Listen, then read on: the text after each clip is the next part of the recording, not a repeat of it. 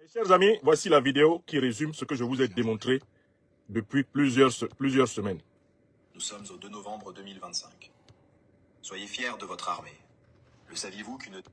Je vais essayer de vous avoir la vidéo. Bonjour, chers internautes. Voilà, très bien. Nous sommes au 2 novembre 2025. Soyez fiers de votre armée. Le saviez-vous qu'une date avait été programmée pour la chute du Mali? Le saviez-vous que 45 jours avant les élections du 25 octobre 2025, des élections ivoiriennes, les ennemis du Mali et leurs alliés avaient décidé d'encercler la capitale malienne, d'envahir la ville de Léré, la ville de Kidal, la ville de Ménaka, et de foncer jusqu'à d'autres villes? Il y avait deux équipes. La première équipe, qui était chargée de faire tomber la capitale malienne, était le Djinim. Et la deuxième équipe, qui devait faire tomber Kidal et environ, était le FLA, de ceux qui se disent les Azawadiens. Pour vous dire, de ceux qui se disent les Azawadiens. Pour vous dire, tous les mercenaires les plus redoutables de l'Algérie, de la Libye et de l'Ukraine ont reçu de grosses sommes pour participer à ce combat. Qui a remarqué qu'avant, la zone de Sikasso n'était pas dominée par le Djinim? Qui a remarqué qu'avant, la zone Kolondieba jusqu'à Kadiana, la zone de Sikasso jusqu'à Kadiolo, de Sikasso jusqu'à Ouélé-Sébougou, la zone Ouélé-Sébougou jusqu'à Sanakoroba, la zone Sibi jusqu'à Narena passant par Kangaba jusqu'à la frontière guinéenne, n'était pas aussi considérée par les terroristes. Mais depuis l'approche des élections ivoiriennes, le peuple a bel et bien remarqué que ces zones ont été brusquement dominées par les terroristes. Et beaucoup de Maliens se posent la question. Comment ont-ils sauté du nord au sud? Eh bien la réponse est très simple. Sachez d'abord que les services de renseignement maliens étaient au courant de tout ce qui se préparait, et avec des dates précises.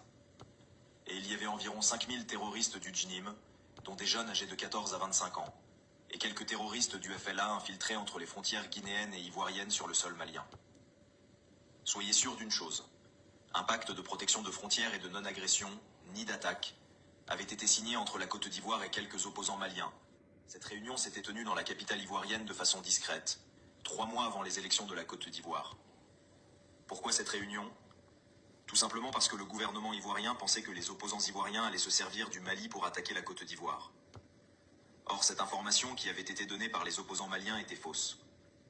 À cause de cette fausse information, les éléments clés de la Côte d'Ivoire ont donc décidé de prendre le Djinim comme bouclier. Plusieurs millions de dollars américains ont été déboursés. Les terroristes du Djinim ont bel et bien atterri par avion en Côte d'Ivoire en quittant la Mauritanie. Vous entendez bien? Et ils ont été déployés à la frontière ivoirienne, sur des motos, puis ils ont roulé pour rentrer au Mali. Voilà comment le sud du Mali a été dominé en quelques mois. Pris par cette joie, et croyant que grâce au soutien de la force ivoirienne ils pourraient renverser la transition, les ennemis sont allés créer un groupe WhatsApp et l'ont appelé FPR, Front Patriote de Résistance. Front Et patriotique. regardez vous-même ceux qui sont membres de ce groupe, et vous saurez qui sont ceux qui sont derrière tout ça. Plein de numéros maliens et de numéros ivoiriens. Plein de numéros maliens et ivoiriens ont été saisis.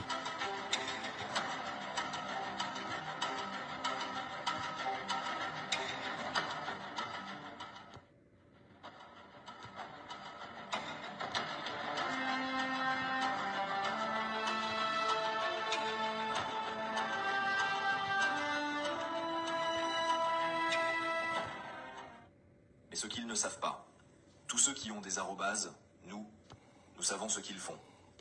Il est impossible de nous échapper. Lorsque le Djinim a pénétré le sol malien, le gouvernement a interdit alors de vendre le carburant dans les villages. Et les drones ont commencé à les bombarder. Lorsqu'ils ont remarqué qu'ils étaient en train de perdre du personnel, alors ils ont commencé à s'attaquer aux motos des habitants des villages. Lorsqu'ils rencontrent un habitant en circulation, en allant au champ, il vide son réservoir. Ou encore ils lui arrachent sa moto pour pouvoir continuer leur route. Tellement qu'ils avaient le manque de carburant, il fallait voler. C'est ainsi qu'ils ont commencé à s'attaquer aux convois de carburant. Leur objectif était de pouvoir voler du carburant et s'approvisionner. Alors ils ont commencé à s'en prendre aux biens de la population. Mais ce qu'ils ont oublié, c'est qu'ils venaient de montrer leur vrai visage à la population. Pendant ce temps, les drones maliens les neutralisaient centaines par centaines comme des fourmis. À chaque fois qu'ils se regroupaient, ils étaient bombardés. Tout leur plan était fauché. Il était impossible d'avancer vers la capitale malienne, car l'idée était simple. Si la capitale tombe, la transition tombe. Dans leur plan, lorsque les élections ivoiriennes passaient, l'assaut de Bamako serait donné, et les opposants maliens, depuis leur position, allaient faire une déclaration. Malheureusement pour eux, les choses ne se sont pas passées comme prévu. Le saviez-vous que le gouvernement malien était au courant de tout, de toute la stratégie mise en place par les ennemis et leurs alliés depuis le début? Ce qui va vous étonner, c'est que les ennemis ne valent plus 200 personnes entre les frontières de la Côte d'Ivoire et de la Guinée. Ils sont en train de fuir pour rentrer au sud, en passant Sikasso, la zone de Koutiala en allant vers Kouri, pour prolonger vers Banamba puis Nioro du Sahel, ensuite Fassala. De Fassala, ils fonceront vers le village qu'ils occupent en Mauritanie, appelé Boutalaye, qui est l'endroit même où Amadou Koufa se trouve souvent. Remarquez une chose, puisque les ennemis et leurs alliés ont perdu beaucoup de gens dans cette stratégie d'attaque et ont très mal, ils sont allés s'asseoir à la télé pour mentir encore que le Djinim n'avait pas l'intention d'attaquer Bamako. Écoutez bien. Demandez-leur pourquoi, depuis qu'ils ont su que le Djinim multiplie les attaques vers le sud, ils n'ont pas fait cette déclaration. Et c'est une stratégie Antoine Glaser. logistique d'encerclement pour finalement, au niveau alimentaire, au niveau du carburant, en fait, faire en sorte que les populations soient de plus en plus sous la pression et qu'ils visent en fait une sorte de révolte sociale interne à Bamako. Le Djinim n'a pas la capacité réelle de prendre la ville. Et c'est quand l'armée malienne a bien maté le Djinim qu'ils viennent tromper la vigilance des Maliens. Eh bien, dites-leur que tout est déjà su et qu'ils ne pourront rien faire. Dans toute cette guerre, il faut dire merci au peuple malien, car sans l'amour d'un peuple, un pays ne peut rien gagner. Allez-y dire aux opposants maliens qu'ils sont obligés de se rallier à l'État malien. Sinon, ils vont vieillir en exil ou mourir en exil sans devenir président un jour. À bon entendeur, tant pis pour ceux qui n'ont rien compris. Voilà. Bonjour chers internautes. Voilà. Ce reportage est amplement diffusé depuis quelques heures, dans la plupart d'ailleurs des réseaux sociaux.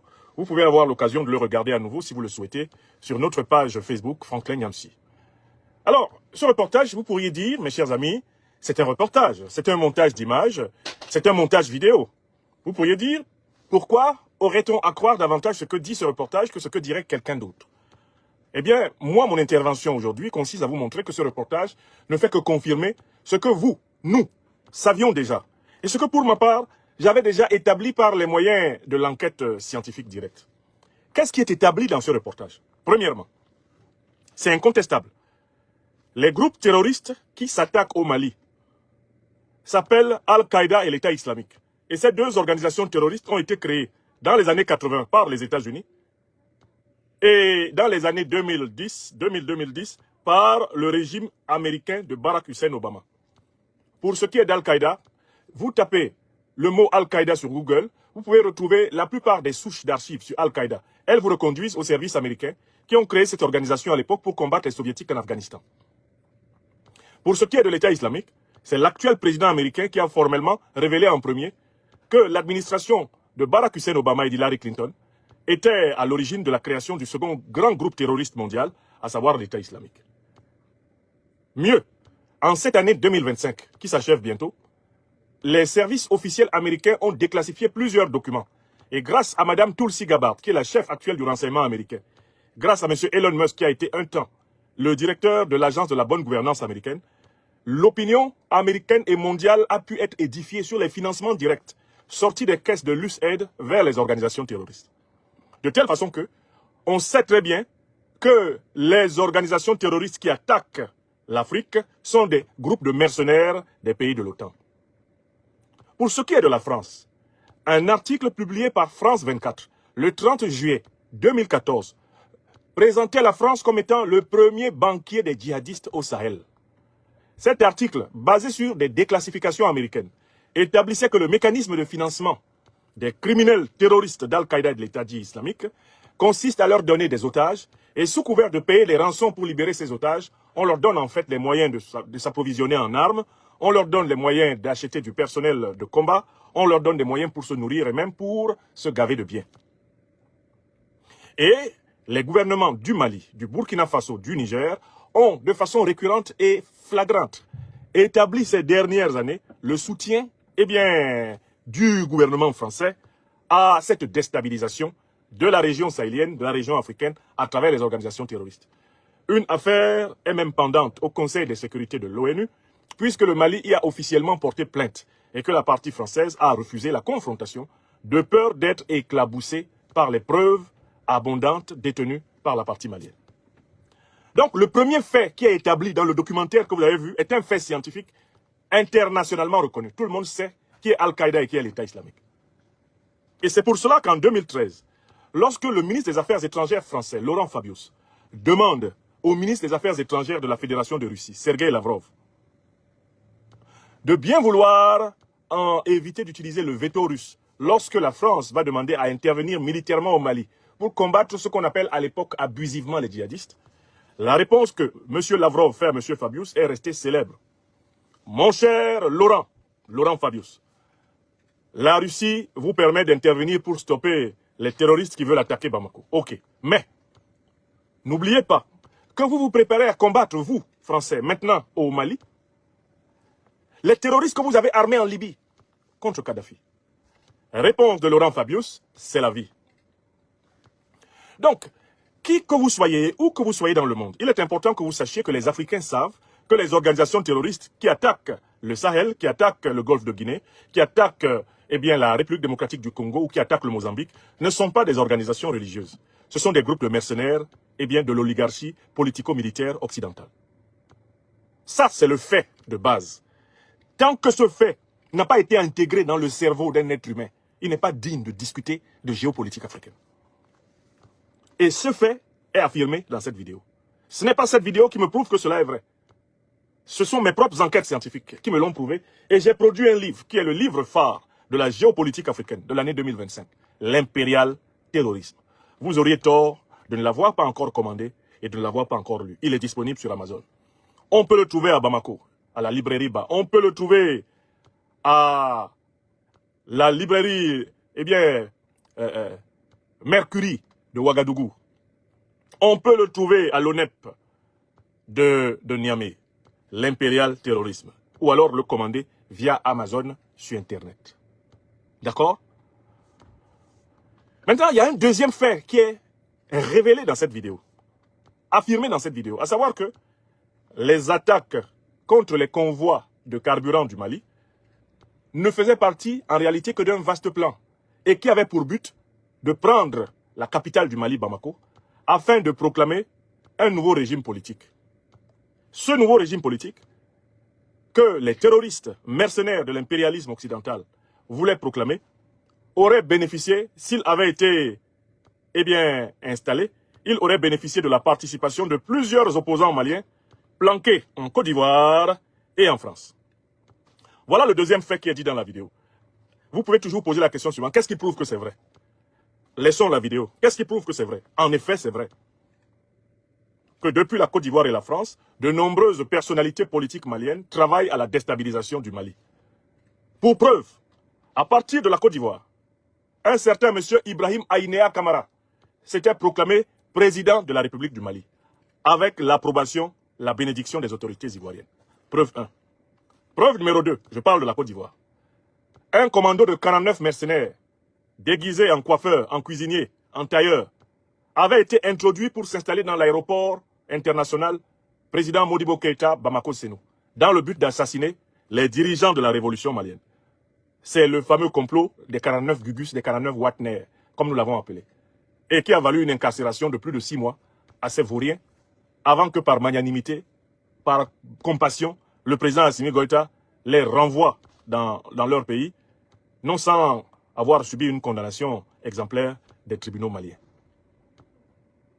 Deuxième preuve. Troisième preuve, c'est évident qu'à partir de Paris, et il n'y a qu'à voir pour cela les pages Facebook d'Étienne Fakaba Sissoko ou de Malik Konaté, qui sont des agents de la communication de déstabilisation du Mali à partir de Paris. Il n'y a qu'à voir le contenu de leur page pour savoir qu'il y a des groupuscules de Maliens. Il n'y a qu'à prendre les interviews de ce Braillard et de ce Nulard, d'Oumar Mariko, pour comprendre que Paris est une base arrière de la déstabilisation du Mali et assumée comme telle. Donc moi, je n'ai pas eu besoin de cette vidéo pour savoir que la Côte d'Ivoire de Ouattara, Draman, et la France actuelle de Macron sont des bases arrière de la déstabilisation du Mali, par des Maliens. Je dis bien par des Maliens. On ne parle même pas encore des Ivoiriens ou des Français impliqués dans l'affaire.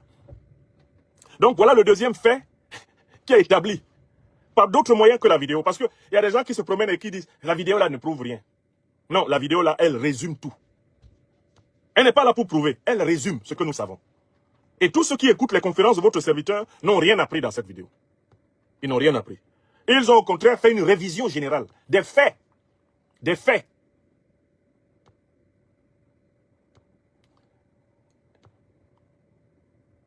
Ils ont en réalité une vision générale des faits que nous sommes en train d'alléguer. D'accord? Très bien. Maintenant, je continue. Troisième point. C'est un troisième point qu'on écoute dans la vidéo et qui mérite d'être médité. C'est la liste des pays qui ont explicitement participé à cette opération. L'opération Attaquons Bamako, prenons Bamako, pour pouvoir imposer un nouveau gouvernement qui sera une alliance entre les terroristes et les anciens opposants politiques civils. Les terroristes d'Al-Qaïda de l'État islamique, les terroristes du FLA, Front soi-disant de libération de l'Azawad, les terroristes du MNLA, bref, tout ce conglomérat de criminels allait s'associer aux renégats, à ceux qui ont renié leur patrie, pour la livrer aux Chénapans, et ils allaient s'organiser, croyait-il, pour gouverner le Mali à partir de Bamako. Alors, quels sont les pays qui sont cités?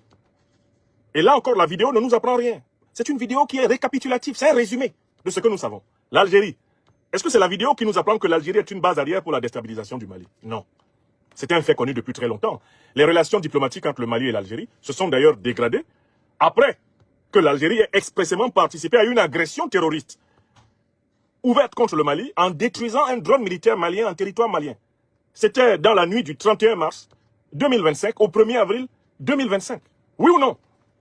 Le Mali a même initié à ce moment-là, par la suite, une action judiciaire devant la Cour internationale de justice. L'Algérie a fui le tribunal.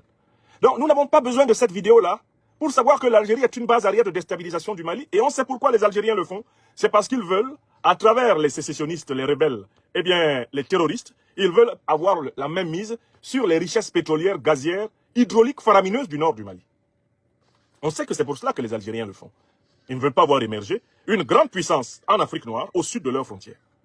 C'est la logique des nouveaux généraux, narcotrafiquants, duplicitaires et indignes de l'idéologie de libération du FLN historique.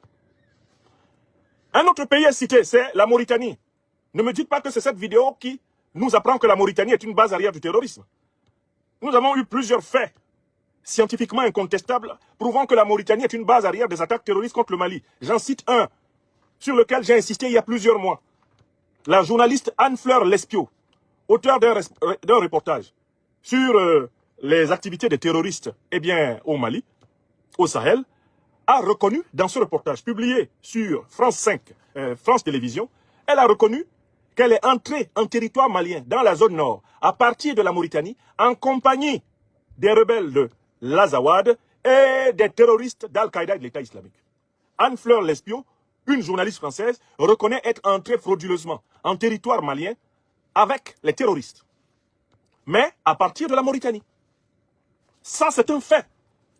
On ne peut pas reprocher à Anne-Fleur Lespio d'avoir menti, puisque en effet, elle est vraiment entrée au Mali, elle l'a montré dans son reportage, et elle avoue elle-même, sans y avoir été forcée, elle avoue qu'elle est entrée au Mali à partir de la Mauritanie. C'est-à-dire qu'elle est arrivée régulièrement en Mauritanie, et les autorités mauritaniennes ont permis un regroupement de terroristes sur leur territoire, dans lequel se trouvait Mme Anne-Fleur Lespio, lequel regroupement de terroristes est entré de manière frauduleuse, illégale, dans le territoire malien, avec la journaliste française.